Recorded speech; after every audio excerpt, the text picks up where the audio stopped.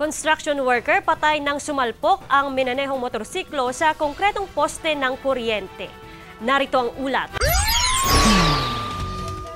Binawian ng buhay ang construction worker na si Kevin Tabango. Bumanggang minaneho nitong motorsiklo sa konkretong poste ng kuryente sa Provincial Road ng Barangay Karusukan, Santa Barbara, Pangasinan. Ayon sa pulisya, nasa palikong bahagi ng kalsada ang biktima nang mawalan ng kontrol sa manibela at sumalpok sa poste ng kuryente.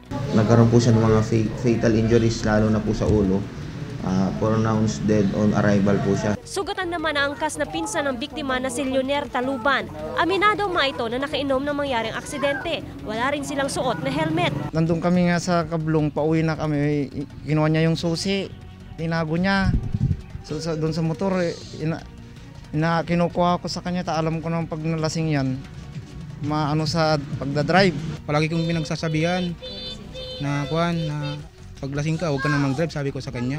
May mga ilaw naman sa kalsada ayon sa PNP. Mabilis daw ang pagpapatakbo ng biktima, dahilan para mabitin ito sa tangkasa ng pagminor. Extra precautions po tayo sa pagmamaneho po natin. Magsuot po tayo ng mga protective gears po natin, lalo na helmet. Tapos po, dun lang po tayo sa tamang linya po natin kasi kung minsan nag-overlap po sila dun sa other lane.